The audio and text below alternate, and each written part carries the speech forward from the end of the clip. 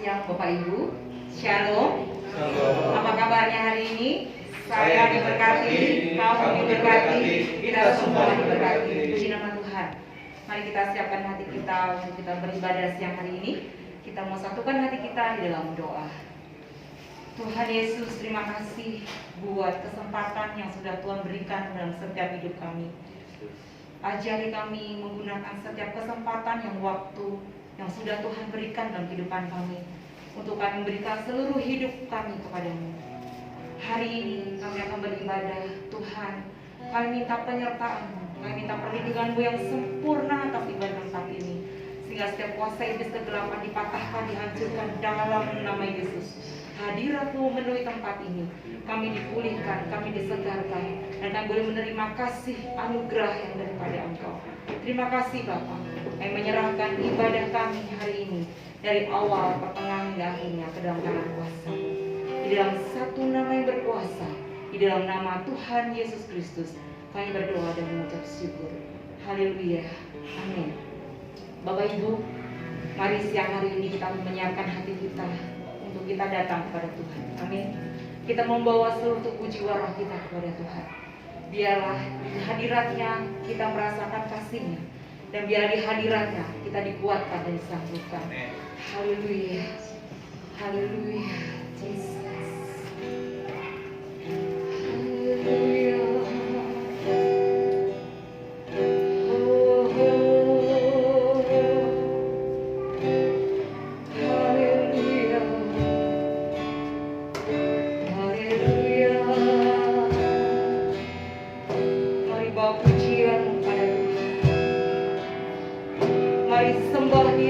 Di atas segala raja, Tuhan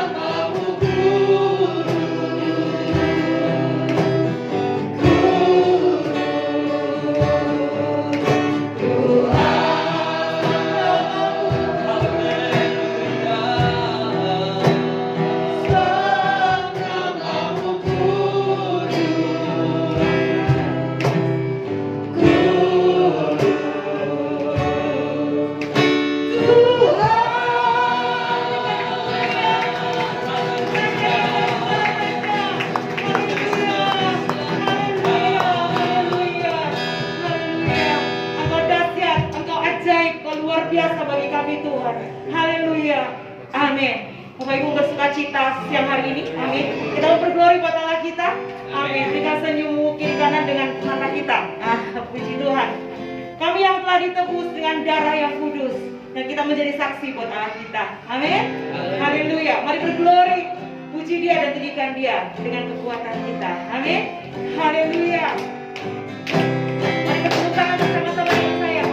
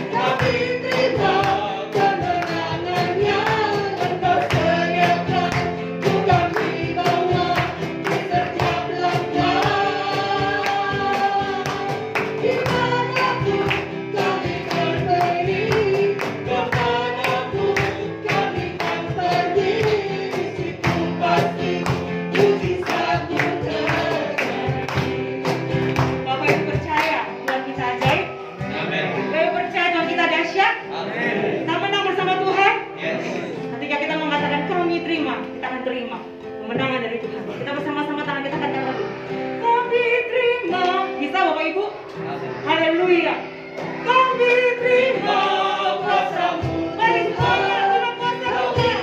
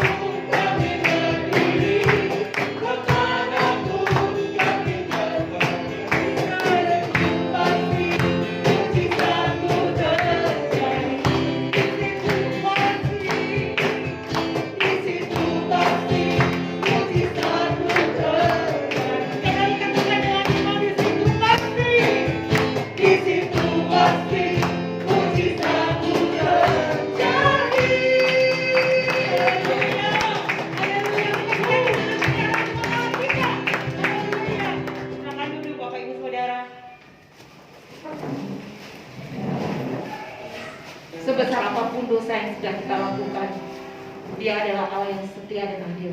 Ketika kita datang kepada-Nya, mengaku setiap dosa dan kesalahan kita, maka Dia mengampuni setiap dosa pelanggaran kita. Seharusnya kita yang disalib, seharusnya kita yang menerima deraan, tetapi Tuhan Yesus memberikan dirinya, mengorbankan dirinya bagi saya dan Bapak Ibu. Bapak Ibu Saudara, Yesaya 53 ayat 4-5 mengatakan demikian. Tetapi sesungguhnya penyakit kita lah yang ditanggungnya, dan kesengsaraan kita yang dipikulnya. Padahal kita mengira Dia kena tulah, dipukul dan ditindas, tetapi Dia tertikam oleh karena pemberontakan kita, dan Dia diganjari yang mendatangkan keselamatan bagi kita. Dilimpahkan kepadanya, dan oleh bilur-bilurnya kita menjadi sembuh. Kuasa darah anak domba Allah sangat berkuasa atas kehidupan kita. Siap hari ini kita meyakini, ketika kita mengangkat perjamuan kudus, ada kuasa, ada keajaiban yang Tuhan berikan dalam kehidupan saya dan Bapak Ibu Saudara. Haleluya, haleluya, Yesus. Darah-Mu Yesus sucikan kami. Darah-Mu Yesus bebaskan kami. Darah-Mu Yesus sucikan.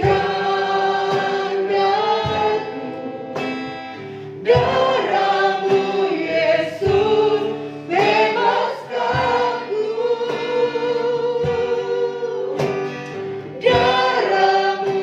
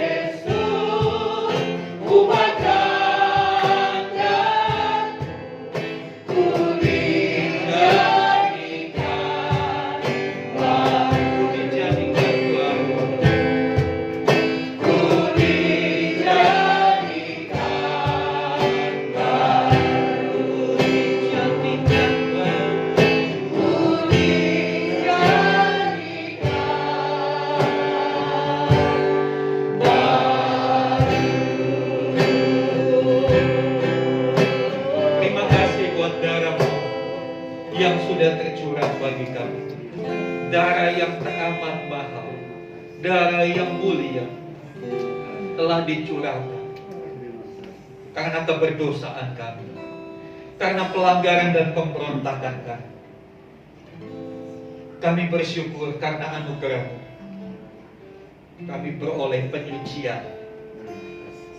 Kami beroleh pembebasan dari setiap dosa dan akibat-akibat.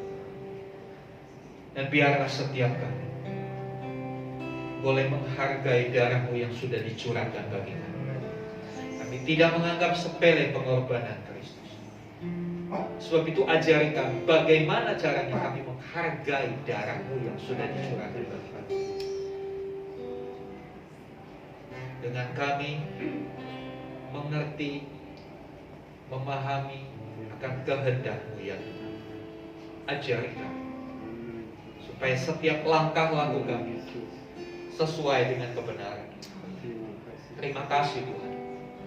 Terpuji nama. Berkati hamba-hamba-Mu yang sudah membawa kami masuk dalam hadirat. Sehingga apapun yang mereka lakukan untuk Tuhan, Tuhan kiranya memberkati para pelayan musik. Terima kasih Tuhan. Kami buka hati kami, berfirman-Lah Tuhan, karena kami siap menerima kebenaran firman. Di dalam nama Tuhan Yesus kami berdoa. Haleluya. Amin. Silakan duduk Bapak Ibu Saudara. Shalom. Saya percaya kita adalah orang-orang yang diberkati Tuhan. Beberapa minggu yang lalu tiap minggu kita belajar bagaimana kita memeriksa kerohanian kita. Hari ini kita masuk dalam hal yang kelima. Bagaimana kita bisa tahu keadaan kerohanian kita. Kadangkala kita berpikir, kita merasa, ya saya baik-baik saja, saya masih rajin ke gereja, saya masih berdoa, saya masih bersaat-teduh. Apakah seperti itu kenyataannya? Saudara yang dikasihi Tuhan, hari ini kita belajar satu tes untuk melihat apakah kerohanian kita benar-benar sehat. Dengan menjawab satu pertanyaan, apakah kita makin berduka cita karena dosa? Saudara yang dikasihi Tuhan, hari-hari ini banyak hamba Tuhan berbicara tentang Tuhan itu juru selamat, Tuhan melepaskan kita, Tuhan menolong kita.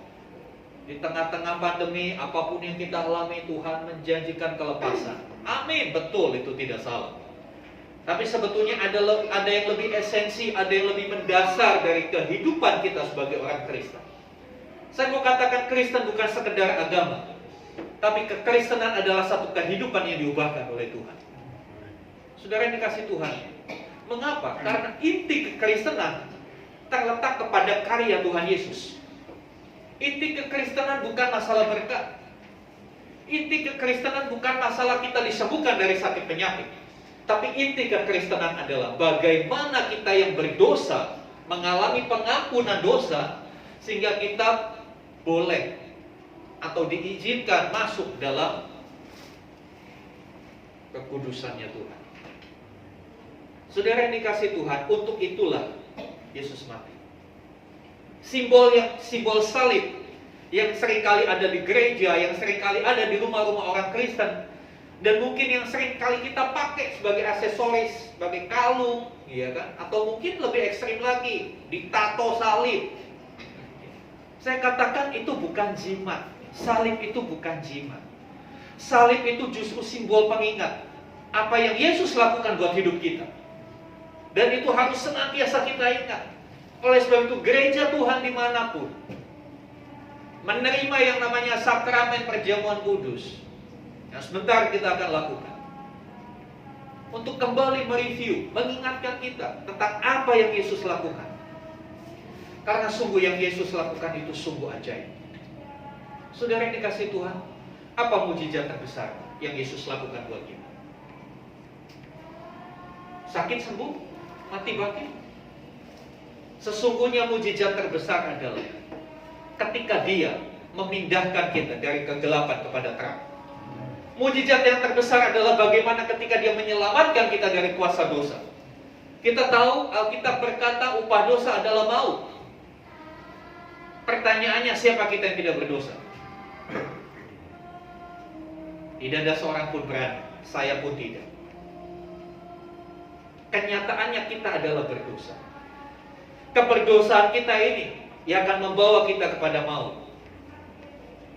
Tapi karya Kristus menyelesaikan itu bagi kita. Membatalkan dalil bahwa dosa adalah maut. Ketika dia menyerahkan dirinya untuk menjadi penebusan buat kita. Saudara yang dikasihi Tuhan, mengapa masalah dosa ini harus kita waspadai? Mengapa kita harus berduka cita karena dosa?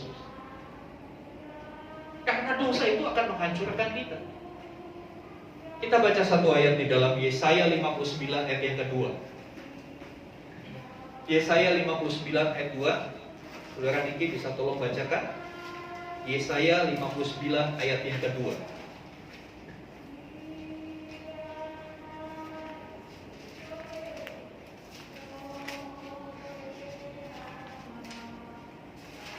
Kitab Nabi Yesaya Perjanjian Lama ayat 59 ayat yang kedua. Silakan Saudara Niki. Yesaya 59 ayat 2. Tetapi yang merupakan pemisah antara kamu dan Allahmu ialah segala kejahatanmu, dan yang membuat dia menyembunyikan diri terhadap kamu sehingga ia tidak mendengar ialah segala dosamu. Iya.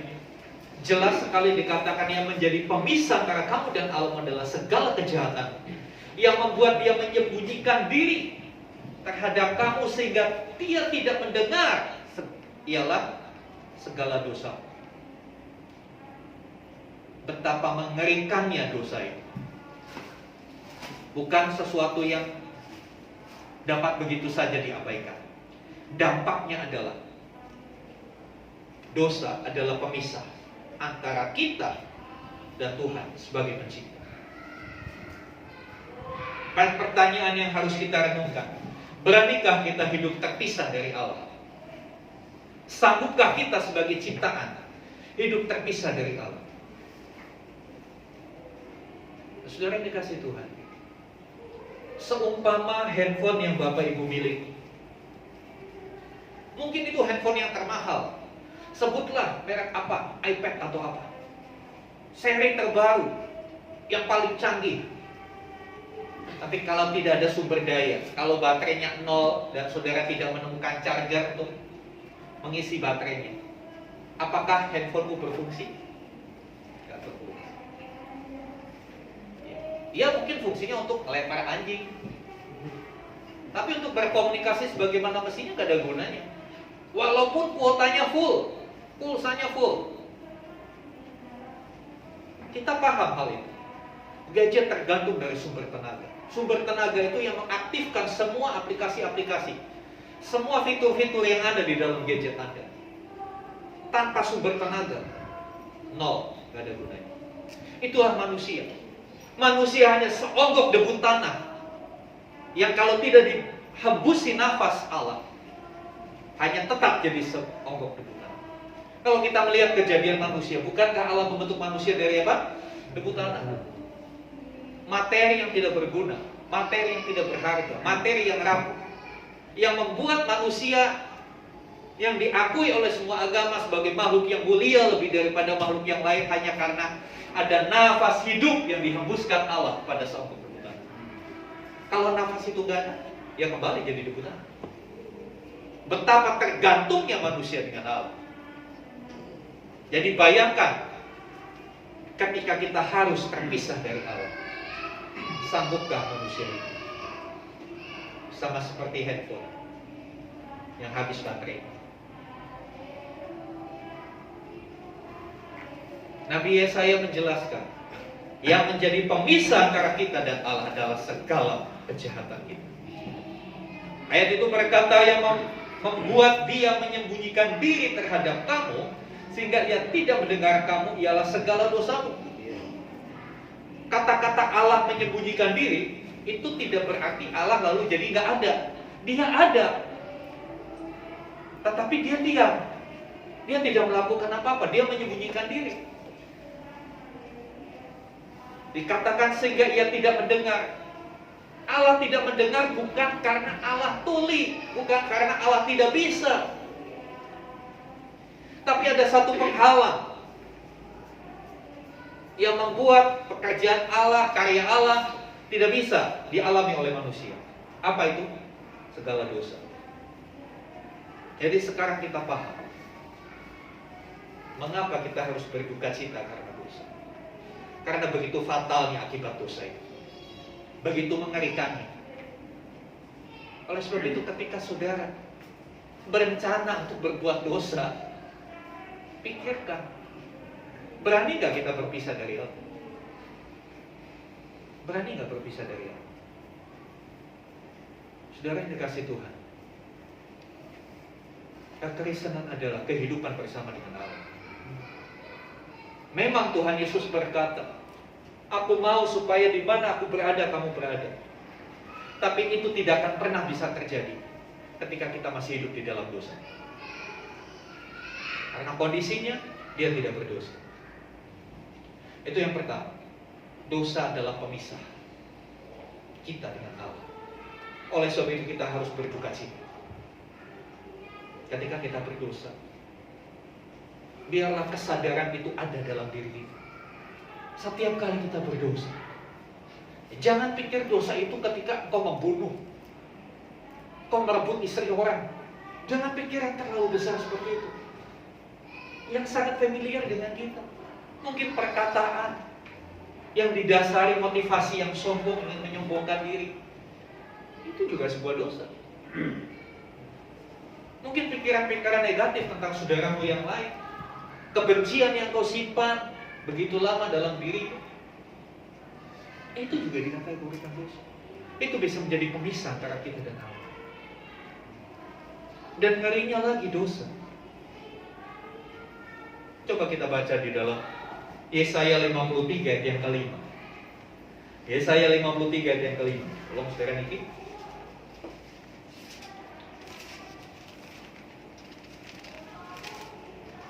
Yesaya 53 ayat yang kelima. Yesaya 53 ayat yang kelima.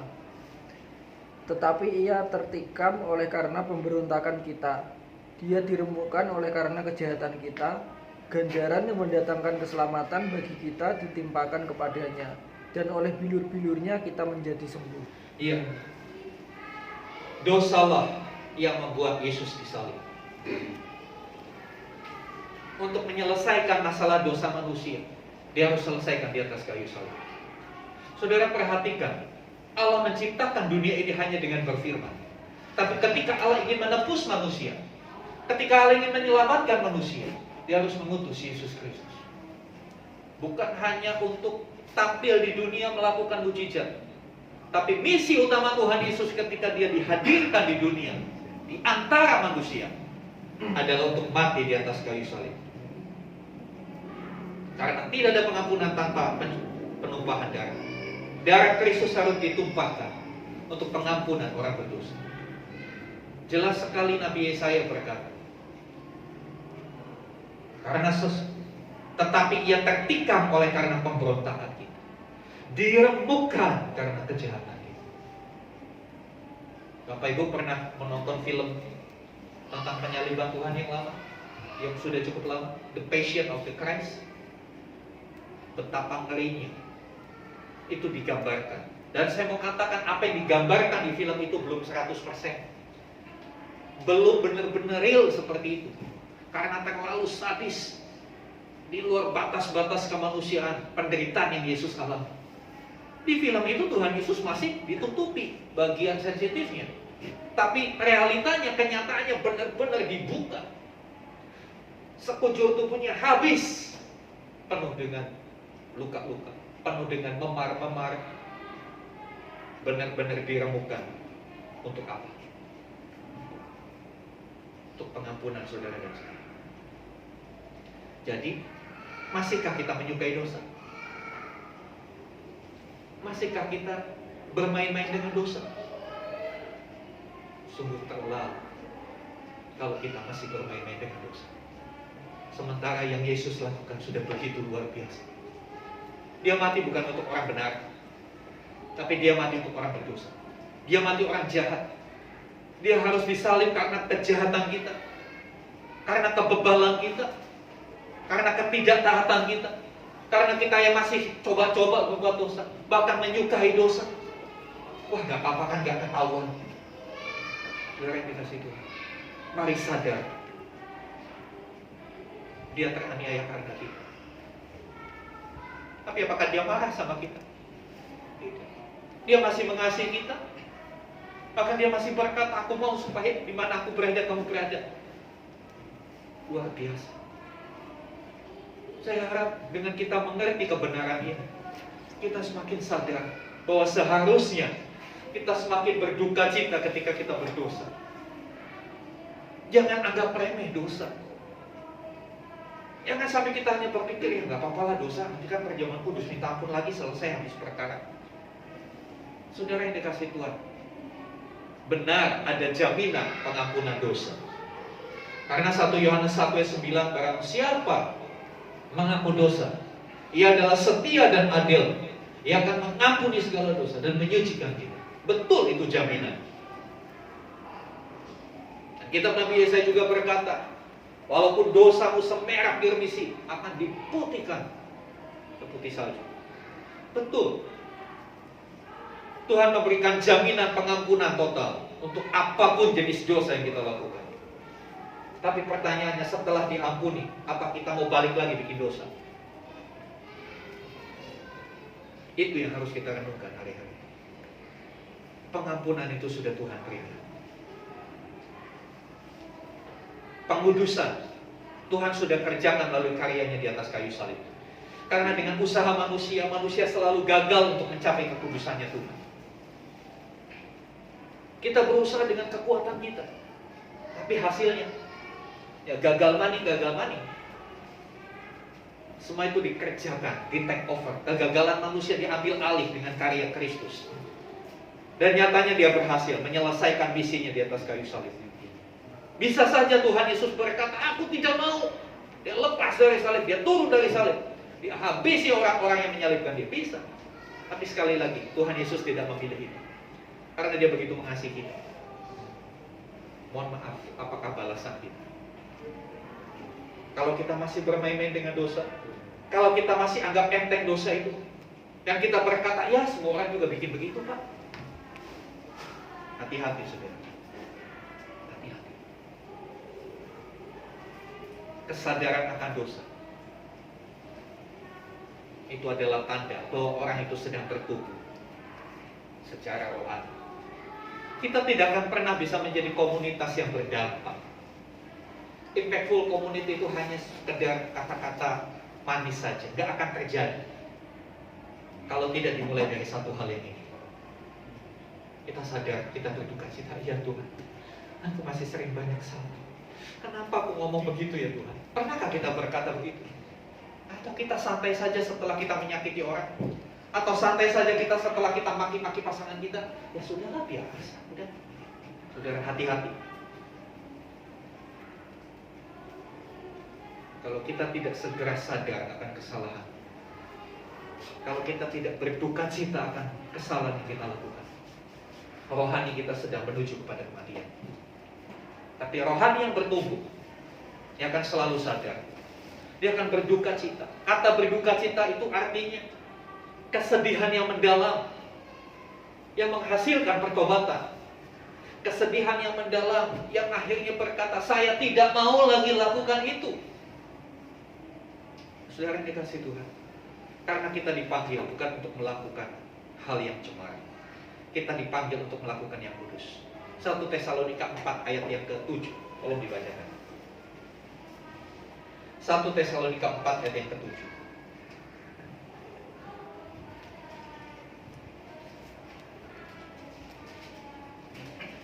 Ya, surat 1 Tesalonika 4 ayat yang ke-7, silakan Saudara Niki. 1 Tesalonika 4 ayat yang ke-7. Allah memanggil kita bukan untuk melakukan apa yang cemar, melainkan apa yang kudus. Iya. jelas sekali Rasul Paulus menasihatkan jemaat di Tesalonika. Allah memanggil kita bukan untuk melakukan yang cemar, dengan kata lain yang berdosa, yang tidak kudus. Tetapi panggilan kita adalah untuk melakukan yang kudus. Panggilan kita adalah supaya kita serupa dengan Kristus. Tujuan kita sebagai orang Kristen bukan untuk dianggap rohani, bukan untuk dianggap soleh, tapi tujuan kita yang Tuhan tetapkan adalah keserupaan dengan Kristus. Bagaimana Kristus tidak berdosa, demikianlah seharusnya kita pengikut-pengikut. Kita dipanggil untuk melakukan yang kudus, bukan yang cemar. Tapi sekali lagi itu pilihan, mau apakah kita akan begitu. Karena banyak yang dipanggil tapi sedikit yang dipilih. Apakah kita termasuk orang-orang yang dikategorikan dipilih Tuhan karena kita melakukan hal yang kudus? Mungkin kita sudah melakukan kekudusan. Perhatikan ayat 1 dari 1 Tesalonika 4. Akhirnya saudara-saudara, kami minta dan nasihatkan kamu dalam Tuhan Yesus. Kamu telah mendengar dari kami bagaimana kamu harus hidup supaya berkenan kepada Allah. Hal ini memang telah kamu turuti.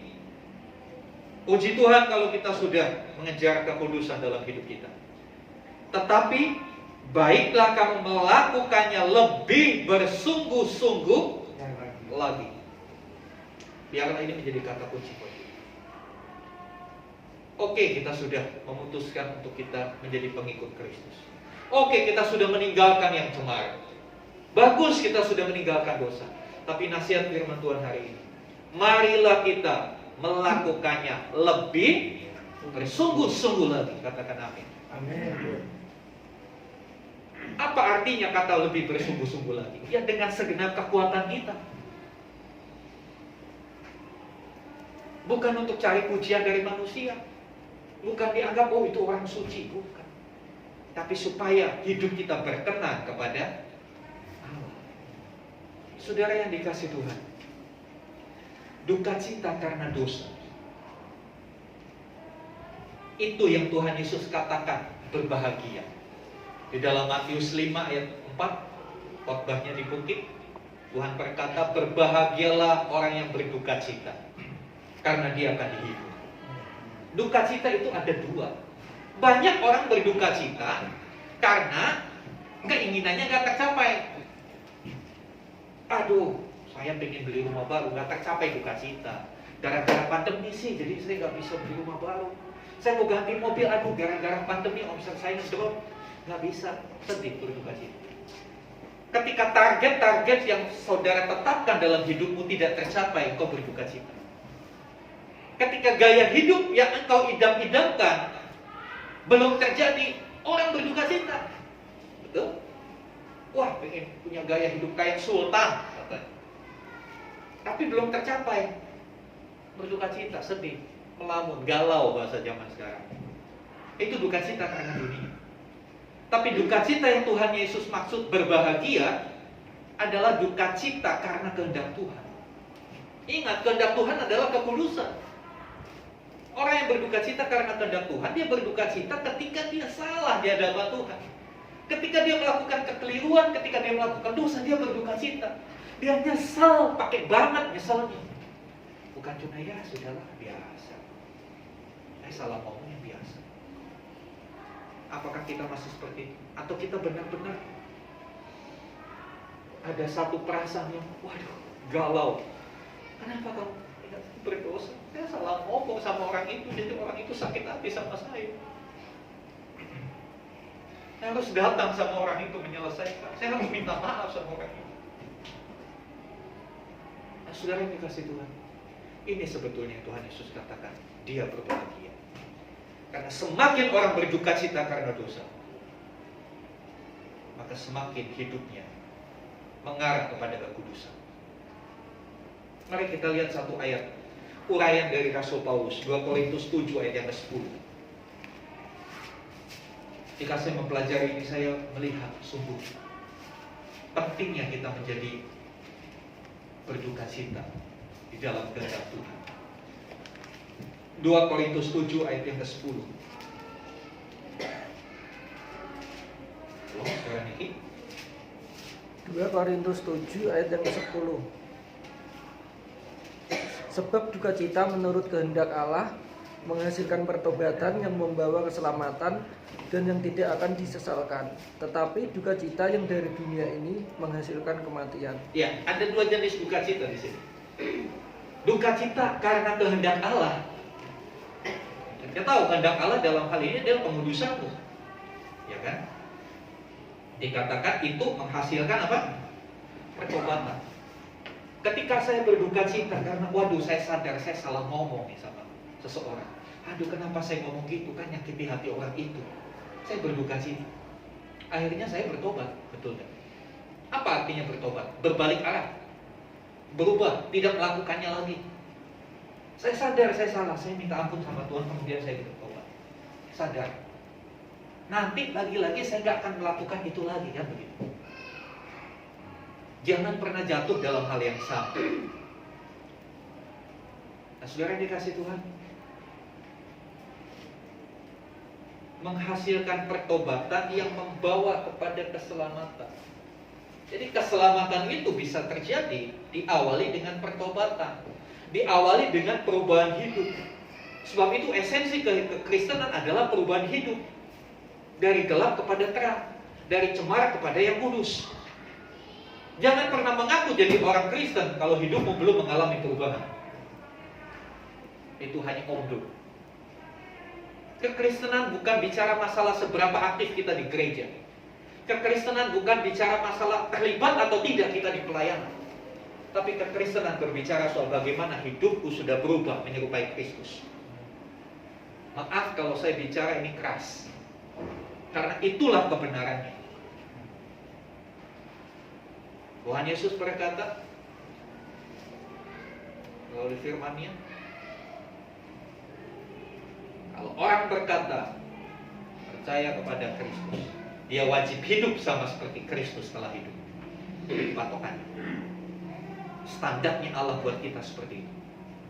Saudara dikasih Tuhan, dikatakan duka cita karena kehendak Allah. Apa? Ya tadi, duka cita kalau kita berdosa, duka cita karena dosa. Dan ini bicara soal introspeksi, bukan ngurusin dosa orang lain. Banyak orang hari-hari ini terlalu kepo ngurusin orang lain. Jadikan apa yang dilakukan orang lain pembelajaran buat kita. Kita memang tidak bisa merubah orang itu. Karena masalah berdosa tidak berdosa, masalah cemar atau kudus itu masalah pilihan. Amin. Masalah pilihan. Orang itu mau milih hidup kudus atau hidup dalam dosa. Kita nggak bisa merubah orang itu. Tapi setidaknya kita bisa belajar. Saya jangan seperti kita introspeksi ke dalam. Makanya setiap malam ambillah waktu untuk melihat dirimu hari itu. Setiap malam sebelum kau membaringkan diri dan tidur, ambillah waktu untuk kau melihat hidupmu hari itu. Apakah hidupku hari ini sesuai dengan ketentuan-ketentuan Tuhan? Atau hidupku hanya aku habiskan untuk mengikuti hawa nafsuku saja? Jadi hari demi hari, waktu ke waktu, kita benar-benar melihat diri kita. Pertobatan itu tiap hari. Pertobatan itu membawa keselamatan dan dikatakan, ya, dan yang tidak akan disesalkan. Pertobatan akan membuat kita tidak pernah menyesal menjadi orang Kristen. Tetapi selanjutnya, duka cita yang dari dunia, tadi yang saya katakan, duka cita ketika gaya hidup kita tidak tercapai, keinginan kita nggak tercapai, ya, impian-impian kita berantakan, ya. Duka cita yang dari dunia menghasilkan apa? Kematian. Kematian. Coba, orang yang punya standar, saya mau gaya hidup seperti ini, dia nggak tercapai, stres nggak dia? Stres. Akhirnya apa? Udah tabrak kiri, tabrak kanan. Kalau sudah stres, muncul macam-macam penyakit di situ. Darah tinggi lah, inilah itu, lama-lama stroke, akhirnya stop hidupnya. Itu secara jasmani bisa terjadi. Secara rohani lebih lagi. Orang yang hanya berduka cita karena urusan-urusan duniawi, saya pastikan kerohaniannya mati. hubungannya dengan Allah benar-benar terpisah. Sebab itu mari saudara, kembangkan di dalam diri. Bagaimana kita bisa punya kepekaan, kesadaran bahwasanya dosa itu benar-benar sesuatu yang harus kita hindari, sesuatu yang harus kita jauhi. Iya, banyak orang berkata, ya saya penuh kelemahan, dari ujung rambut ke ujung kaki penuh kelemahan. Saya suka bilang, lu bangga banget sih dengan kelemahan. Ya kalau sudah tahu begitu, ya ayo berubah. Tuhan kan sudah kasih fasilitas. Alkitab sebagai penuntunnya, Alkitab sebagai patokannya, supaya kita tidak menyimpang ke kiri dan ke kanan. Ditambah lagi Tuhan kasih guru privat sama kita, Roh Kudus, penolong. Amin. Pembimbing kita. Kenapa tidak kita gunakan itu semua? Orang berkata, wah Tuhan itu gak ada, Roh Kudus itu gak ada.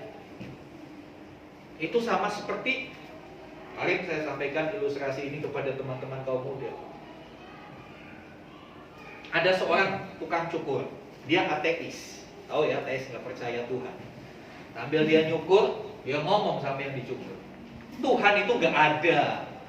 Loh, kok kamu bisa bilang gitu? Iya, Tuhan gak ada. Kalau Tuhan ada, kenapa ada bencana?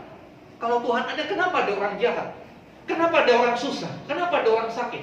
Kenapa orang banyak kena pandemi? Mati karena COVID. Tuhan itu gak ada. Buktinya, lihat tuh, semua agama sudah berdoa untuk pandemi selesai. Pandemi selesai gak?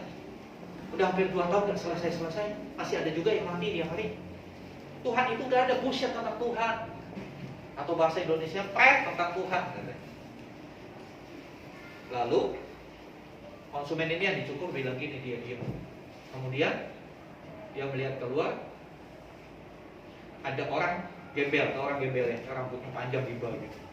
Dia bilang gini, kalau gitu Tuhan tukang cukur juga nggak ada. Dia bilang gitu, tukang cukur juga nggak ada. Marah tukang cukur. Lah saya kan tukang cukur, kamu baru tak cukur, kok bilang tukang cukur nggak ada? Ya kalau tukang cukur ada, kenapa ada orang gondrong, ada orang yang rambutnya gimbal kayak begitu? Berarti kan tukang cukur nggak ada, dia bilang gitu. Makin marah tukang cukur. Kamu ini gimana? Kamu kan baru tak cukur. Kamu masih ada di tempat saya. Ini loh saya tukang cukur. Dia bilang nggak ada tukang cukur. Tuh buktinya ada orang yang rambutnya awut-awutan.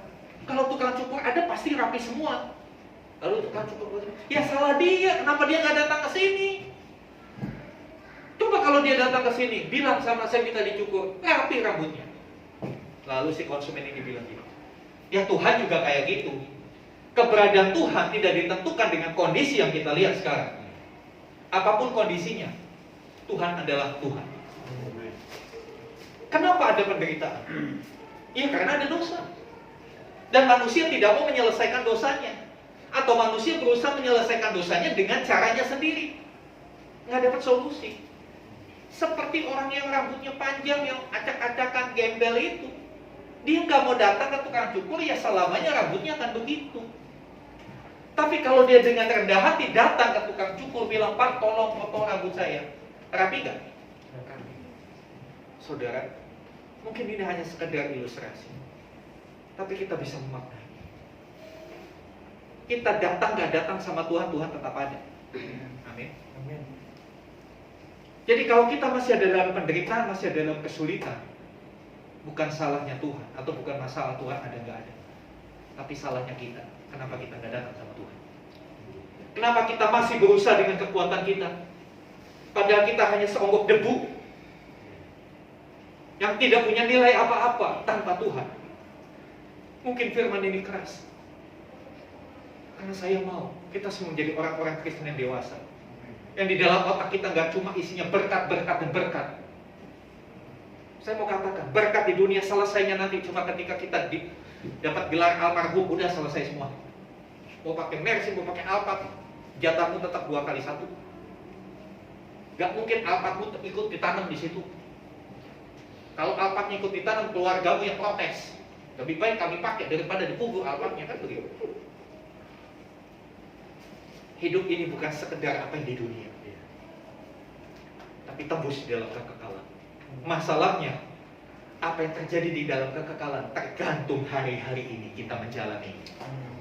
Sekali lagi saya kasih penegasan, bagaimana hidup kita di dalam kekekalan tergantung hari-hari ini kita jalani hidup kita. Beranikah kita pertaruhkan kekekalan itu dengan kesukaan kita akan dosa? Saudara yang dikasih Tuhan, jaminan pengampunan ada, tapi tanggung jawab kita juga ada. Karena itu kepada perempuan yang kedapatan berzina, Tuhan Yesus berkata di dalam Yohanes 8 ayat yang ke-11, hukum Taurat mengatakan orang yang berzina itu harus dilempari batu sampai mati. Bukan sampai mati, bukan sampai kapok, sampai mati. Dan batu yang dipakai ngelempari itu bukan batu yang sebesar-besar kaca, tapi batu yang sebesar-besar kepala tangan, dilempari sampai mati. Orang Farisi, ahli Taurat membawa itu kepada Tuhan Yesus untuk ngetes Tuhan Yesus. Tapi apa kata Tuhan Yesus? Yohanes 8 ayat 11 dikatakan, tetapi setelah mereka mendengar perkataan itu, pergilah mereka seorang dengan seorang mulai dari yang tertua. Akhirnya tinggallah Yesus seorang diri dengan perempuan itu yang tetap di tempatnya. Lalu Yesus bangkit dan berdiri kepadanya. Hai perempuan, di manakah mereka? Tidak adakah seorang yang menghukum engkau? Jawabnya, tidak ada Tuhan. Lalu kata Yesus, aku pun tidak menghukum engkau. Perhatikan kalimat terakhir. Pergilah dan jangan berbuat dosa lagi. Mulai dari ada beberapa kata kunci dari perkataan Tuhan Yesus. Dia berkata kepada perempuan itu, pergilah. Dalam pengertian aslinya itu berarti lanjutkanlah hidupmu. Dan dengan catatan, lanjutkanlah hidupmu dan jangan berbuat dosa lagi. Mulai dari sekarang. Mulai dari saat engkau diampuni, stop dengan dosa. Jangan pernah lirik-lirik lagi dengan dosa. Berhenti total di titik itu. Jangan, aduh, nantilah habis Natalan. Mulai dari sekarang, Tuhan Yesus bilang. Dan biarlah ini menjadi satu tanggung jawab kita. Bukankah kita adalah orang-orang yang sudah diampuni Tuhan? Saudara bisa tulis nanti di rumah. Sebelum saudara di dalam Tuhan, dosa apa saja? Saya percaya mungkin bisa lebih banyak dari lembaran kertas ini. Tapi saya mau kasih tahu, semua itu Tuhan sudah selesaikan di atas kayu salib. Tuhan berkata, aku tidak menghukum kamu. Puji nama Tuhan. Kita patut bersyukur. Kalau Tuhan harus menghukum kita, betapa ngerinya hidup ini, saudara. Tapi karena kasihnya Dia berkata, aku yang tanggung hukumanmu di atas kayu salib, sehingga tubuhnya hancur di atas kayu salib. Penderitaan Tuhan Yesus menurut satu jurnal medis, jurnal kesehatan, benar-benar hancur. Bagaimana tubuh yang penuh dengan luka digantung sehari-harian. Dan Dia lakukan itu karena dosa kita, karena kebebalan kita. Nah, saudara dikasih Tuhan, tanggung jawab kita simpel. Lanjutkan hidup dengan tidak berbuat dosa. Miliki kesadaran ini. Biar ini terus kita kembangkan hari demi hari. Supaya apa? Supaya seperti yang Tuhan Yesus katakan, aku memanggil kamu untuk melakukan yang kudus, bukan yang. Mari kita datang kepada Tuhan. Sedang kita sama-sama bangkit berdiri. Sebelum kita masuk dalam perjamuan kudus, satu ayat di dalam pasal terakhir Alkitab kita, Wahyu pasal 22 ayat 11. Wahyu pasal 22 ayat 11, di sana dikatakan begini. Barang siapa yang berbuat jahat, biarlah ia terus berbuat jahat. Barang siapa yang cemar, biarlah ia terus cemar. Dan barang siapa yang benar, biarlah ia terus berbuat kebenaran. Barang siapa yang kudus, biarlah ia terus menguduskan dirinya. Kata barang siapa itu adalah pilihan. Apa yang kita pilih? Kita mau hidup kudus atau hidup dalam kecemaran? Kita mau hidup dalam kebenaran atau kita mau hidup dalam kejahatan? Tuhan tidak paksa. Tuhan memberikan pilihan. Tetapi ingat, setiap pilihan memiliki konsekuensi. Hati-hati dalam memilih. Karena setiap pilihan mengandung konsekuensi.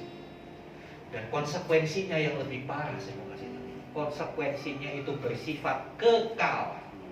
Kekal itu permanen, gak bisa dirubah. Kalau kita salah memilih, konsekuensinya kekal. Mari kita datang kepada Tuhan. Berbahagialah orang yang berduka cita karena dia akan dihibur. Penghiburannya adalah pengampunan Tuhan selalu tersedia. Tapi di balik jaminan Tuhan, ada tanggung jawab yang kita lakukan, yaitu pergi dan jangan berbuat dosa lagi mulai dari sekarang.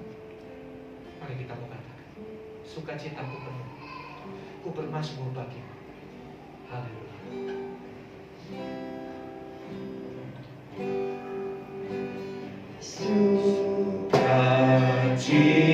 Sukacitaku bermazmur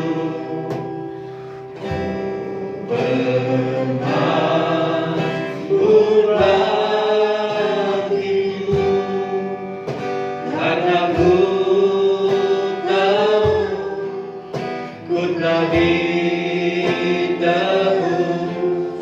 oleh curahan darahmu. Ku bernyanyi Bernyanyi bagimu,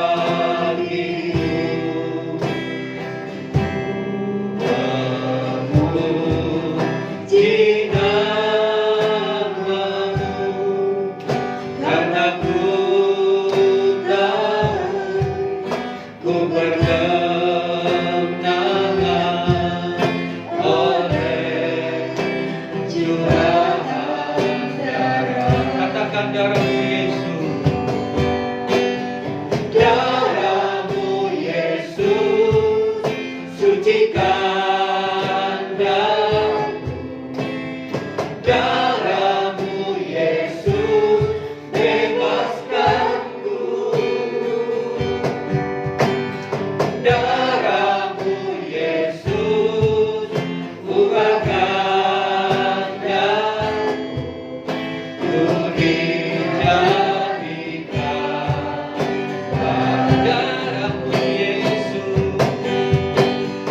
darahmu Yesus, sucikan darahmu. Amin.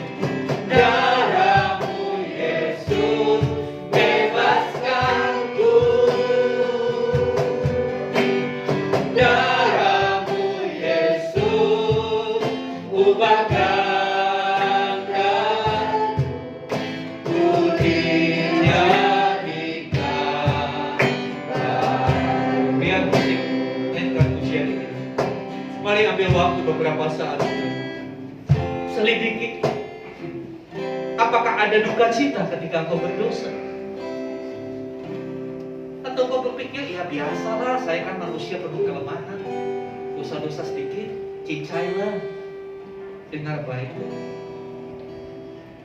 Salah satu penghambat pertumbuhan rohani adalah perasaan kita sudah tumpul ketika kita berdosa. Atau bahkan ketika orang mengingatkan kita akan dosa kita menjadi marah. Kita tidak terima. Kita membela diri kita. Hari ini, sebelum kita masuk dalam perjamuan kudus, bereskan hatimu di hadapan Tuhan. Karena jaminan, barang siapa mengaku dosa, dia adalah setia dan adil, akan menyucikan, mengampuni segala dosa kita. Kalau ada pasangan suami istri yang hadir saat ini,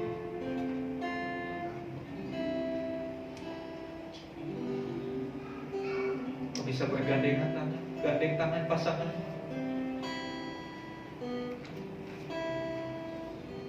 Kalau selama ini kau telah berdosa kepada pasangan, ini saatnya. Pemulihan itu Tuhan kerjakan. Minta ampun sama pasangan. Perbaiki lagi. Dan jangan berbuat dosa lagi. Jangan ulangi lagi. Kita tidak tahu kapan Tuhan panggil kita. Kematian adalah hak prerogatif Tuhan. Kapanpun Dia mau, Tidak ada seorang pun yang berkata, tunggu Tuhan besok aja, nggak bisa. Saat itu kita nggak tahu, tapi kita harus mempersiapkan supaya kita didapati kudus, tidak bercela. Ketika Tuhan memanggil kita bisa bersyukacita karena kita tetap dalam panggilan, yaitu hidup dalam kekudusan. Haleluya. Siap pribadi berdoa. Haleluya, haleluya. Haleluya. Haleluya, haleluya.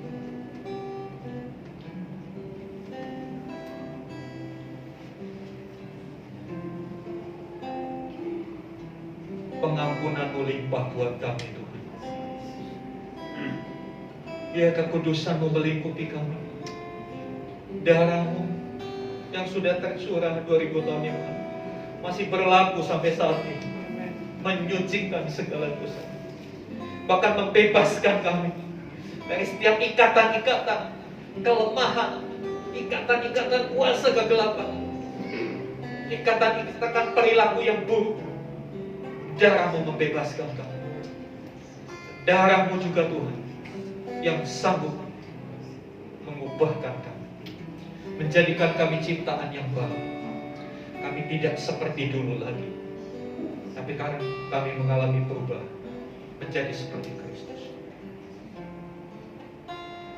Darah-Mu Yesus sucikan aku. Darah-Mu Yesus bebaskanku. Saya undang pelayan perjamuan kudus. Darah-Mu Yesus ubahkan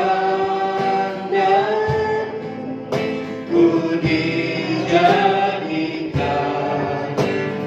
Sekali lagi katakan darah-Mu Yesus. Darah-Mu Yesus sucikan.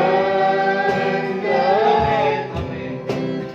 Darah-Mu Yesus bebaskanku.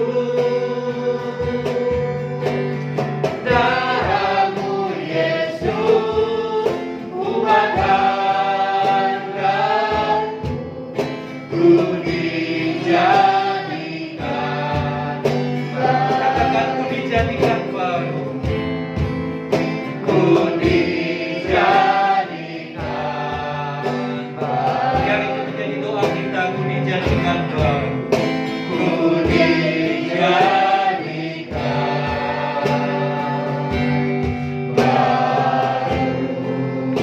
Haleluya, haleluya. Ketika kami berhadapan dengan roti dan anggur, kuduskanlah ini ya Tuhan. Boleh menjadi sarana peringatan akan karya Kristus di atas kayu salib,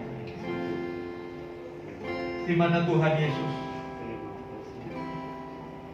tubuhnya sudah dihancur, darahnya sudah dicurahkan karena dosa-dosa kami, karena pelanggaran kami, karena kebebalan kami, karena kenajisan kami.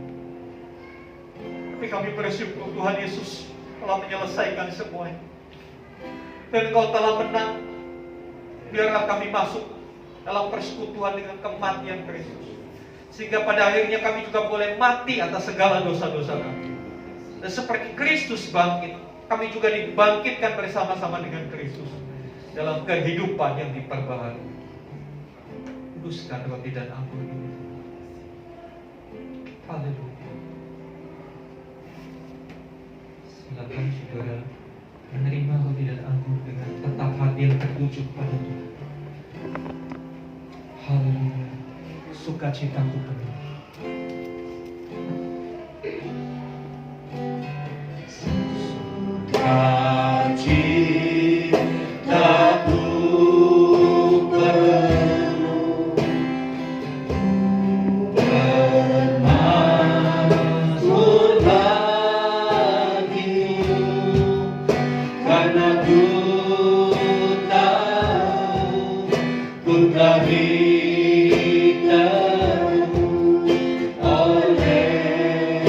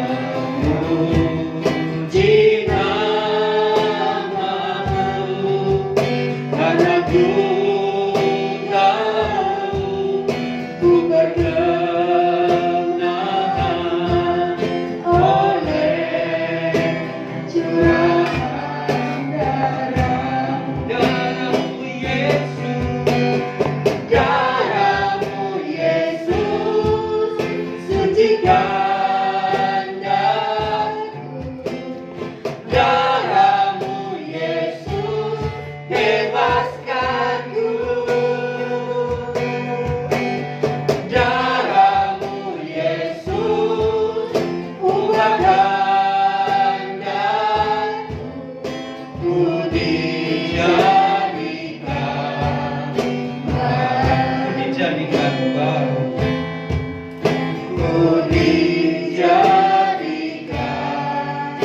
baru. Haleluya.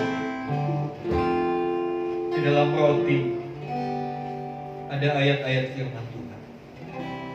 Biarlah itu menjadi rema untuk setiap pribadi. Pegang itu menjadi pedoman hidup di hari-hari kemudian. Haleluya. Mari kita angkat roti. Kita hormati tubuh Kristus.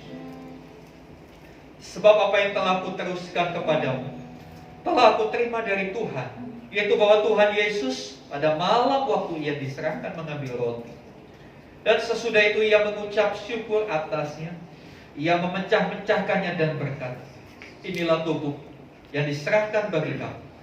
Perbuatlah ini menjadi peringatan akan aku. Bukankah roti yang kita angkat adalah persekutuan dengan tubuh Kristus? Amin. Di dalam nama Tuhan Yesus mari kita.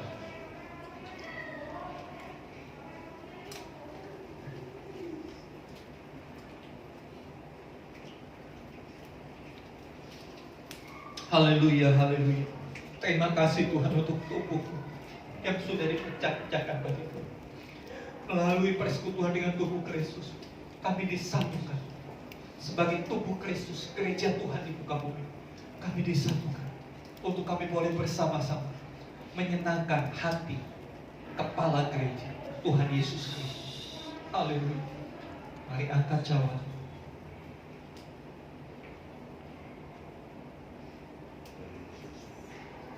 Haleluya, haleluya. Dengarlah firman Tuhan. Demikian juga yang mengambil cawan sesudah makan, lalu berkata, cawan ini adalah perjanjian baru yang dimeteraikan oleh darahku. Perbuatlah ini setiap kali kamu meminumnya, menjadi peringatan akan aku. Bukankah cawan anggur yang kita angkat adalah persekutuan dengan darah Kristus? Amin. Di dalam nama Tuhan Yesus kita minum.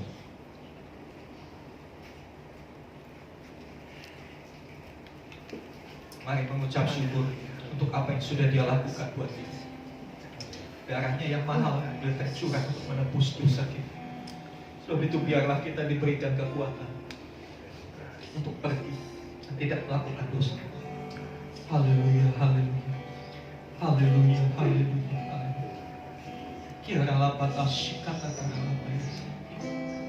Terima kasih Tuhan. Kami boleh dipersatukan hari ini dengan tubuh dan darah Tuhan. Kami tahu ini terlalu sakral, ini terlalu mulia. Pengudusan yang Kau lakukan buat kami terlalu sempurna. Kami sadar betapa banyak kesalahan dan dosa-dosa kami. Setiap kali kami datang kepada-Mu, Kau berkata, aku pun tidak menghukum engkau. Pergilah, jangan berbuat dosa lagi. Berikan kesadaran kami, kepekaan akan dosa, sehingga kami boleh dibawa pada keselamatan di dalam Kristus. Terima kasih Tuhan. Meteraikan setiap firman kehidupan setiap kami, dan biarlah hidup kami boleh memuliakan Tuhan di dalam segala aspek hidup kami. Kami mengalami perubahan menjadi serupa seperti Kristus. Terima kasih Tuhan. Di dalam nama Tuhan Yesus kami berdoa. Haleluya. Amin. Silakan duduk Bapak Ibu Saudara. Kita akan memberikan persembahan. Kami kasih Tuhan. Terima kasih untuk setiap persembahan saudara, baik persembahan umum, persepuluhan, dan persembahan Natal. Ya, bagi Bapak Ibu yang sudah mempersiapkan persembahan Natal, kalau belum dimasukkan dalam kantong, mungkin bisa dimasukkan juga di dalam peti yang ada di bawah. Kalau mungkin, wah, amplopnya hilang Pak, di bawah disediakan. Ya. Kita berdoa untuk Natal kita tanggal 12 Desember supaya benar-benar Tuhan yang berkata. Natal ini dari kita, oleh kita, dan untuk Tuhan. Terima kasih untuk setiap persembahan saudara. Dan biarlah panitia boleh mempersiapkan segala sesuatunya dengan baik. Saudara yang dikasih Tuhan, pengumuman keuangan gereja per 31 Oktober, Bapak Ibu bisa lihat di bawah, di atas seperti persembahan, saudara bisa cek di situ. Ya, untuk persembahan persepuluhan, mohon maaf kita tidak tampilkan nama demi menjaga privasi masing-masing. Kami hanya pakai kode. Ya, yang sudah dapat kode bisa cek di situ apakah jumlahnya sudah sesuai. Kalau ada kekeliruan, segera hubungi kami supaya kami bisa ngecek ulang, merevisi semuanya. Ya. Feedback dari saudara, masukan-masukan dari saudara kami terima dengan sukacita untuk kemajuan pekerjaan Tuhan di tempat ini. Kita open management, kita terbuka dalam hal keuangan. Di situ ada laporan persembahan umum, laporan persembahan persepuluhan, ya, laporan persembahan sekolah minggu dan diakonia. Saudara dikasih Tuhan, perlu saya sampaikan mengenai persembahan persepuluhan itu di cut off tanggal 31 Oktober. Ada pengeluaran tanggal 1 November untuk pembayaran tempat ini. Jadi saudara, sedikit saya kasih gambaran supaya kita paham. Nilai sewa tempat ini cukup lumayan, 45 juta per tahun. 45 juta per tahun, cuma kita dikasih kelonggaran bayar 2 kali per 6 bulan. Dan November ini kita jatuh tempo pembayaran yang kedua, puji Tuhan. Setiap berkat Tuhan buat kita sudah melunasi pembayaran tahap kedua. November sampai Mei tahun yang akan datang kita sudah aman, ya. Cuma di laporan yang kami cantumkan belum tertulis karena masuknya November, ya. Kita cut off-nya 31 Oktober, ya. Jadi 22,5 juta. Jadi total 31 Oktober dikurangi 22,5 juta, kurang lebih itulah realnya, ya. Jadi biarlah ini menjadi pergumulan kita. Seperti beberapa waktu yang lalu kami pernah sampaikan, yuk kita sama-sama bergumul supaya kita punya tempat sendiri. Amin.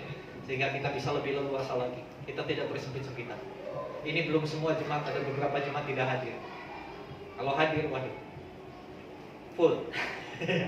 Kita bersyukur untuk jiwa-jiwa. Kita harus siapkan tempat yang lebih memadai sehingga jiwa-jiwa yang datang kita bisa benar-benar layani maksimal. Dan ini bukan hanya kerjaan saya sebagai gembala, ini kerja kita bersama. Amin. Karena kita ada keluarga. Amin. Kita adalah keluarga dan keluarga adalah kita. Kita bukan orang lain. Saudara yang dikasih Tuhan, kita tetap percaya kita bisa benar-benar memuliakan Tuhan. Mari sama-sama kita datang pada Tuhan, kita bangkit berdiri, kita akan masuk dalam doa syafaat. Dan sekali lagi Bapak fokus untuk pimpin kita dalam doa syafaat.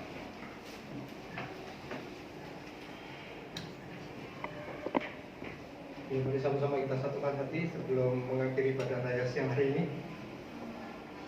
Sungguh kami mengucap syukur Tuhan buat siang hari ini. Kami sepakat siang hari ini kami tidak mau bahwa kami akan mengalami penyesalan di kemudian hari akibat keputusan kami yang salah, akibat pilihan hidup kami yang salah. Tetapi siang hari ini Tuhan ingatkan melalui firman-Mu, biarlah kami menjadi pribadi-pribadi yang bertanggung jawab atas hidup ini. Kami tidak bisa hidup tanpa Tuhan. Dan biarlah setiap langkah kehidupan kami hari lepas hari, kami mau terus belajar untuk kami tidak kompromi dengan setiap dosa-dosa yang menjauhkan kami dengan Tuhan. Roh Kudus mampukan kami untuk kami boleh melanjutkan kehidupan kami hari ini ke depan, sehingga kami boleh menetapkan hati kami boleh memutuskan segala sesuatunya sesuai dengan rencana Tuhan. Terima kasih Bapak surga. Biarlah firman-Mu pada siang hari ini tumbuh kembangkan di dalam hati kami. Mampukan kami untuk kami menjadi pelaku-pelaku akan kebenaran-Mu itu Tuhan. Sehingga di dalam perjalanan hidup kami ke depan kami boleh menyenangkan hati Tuhan. Kami boleh belajar terus mengasihi Tuhan dengan segenap hati kami. Terima kasih Bapak surga, mengucap syukur buat gembala kami Bapak Ubaja yang telah memberikan firman-Mu bagi kami Tuhan. Kami sepakat berdoa biar kekuatan kesehatan menyertai hamba-Mu ini Tuhan Yesus. Hikmat mengurapan dari alamat tinggi turun atas hamba-Mu Tuhan. Berkati keluarganya, istrimu, dan anak-anaknya.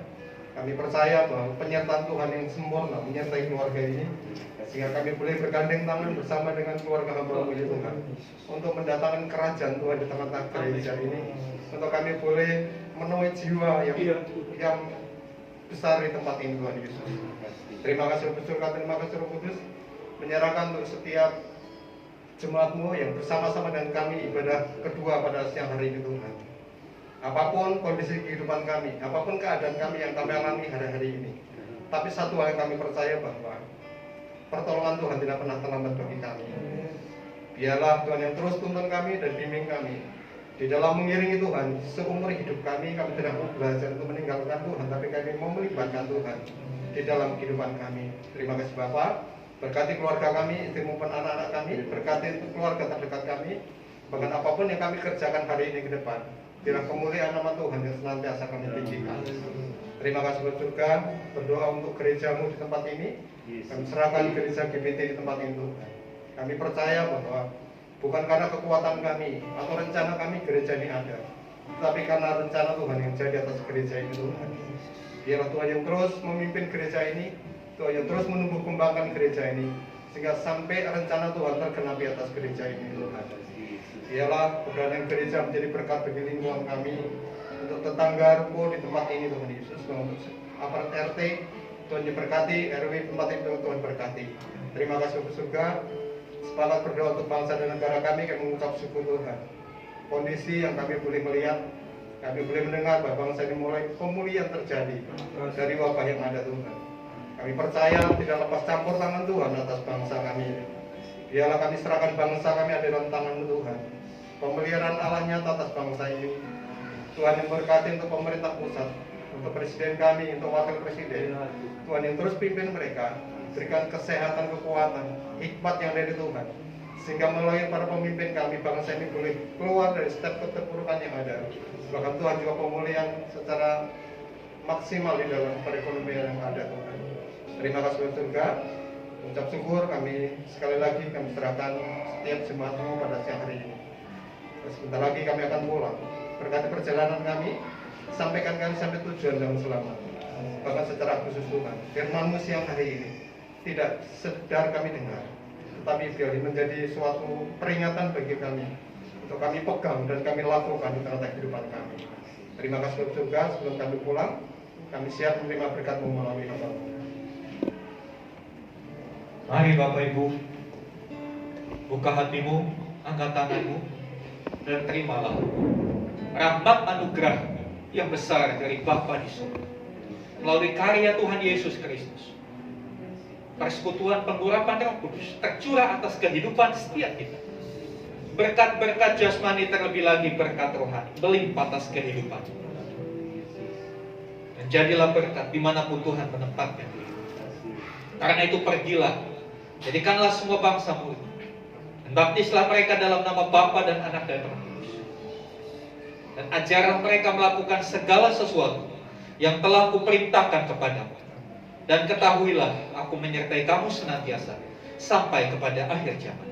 Demikianlah Tuhan Yesus pada saatnya akan datang kali yang kedua untuk menjemput kita semua masuk dalam kebahagiaan kekal, supaya di mana Tuhan Yesus berada, di situ pun kita boleh berada. Terima kasih Tuhan. Di dalam nama Tuhan Yesus kami berdoa. Haleluya, haleluya. Amin.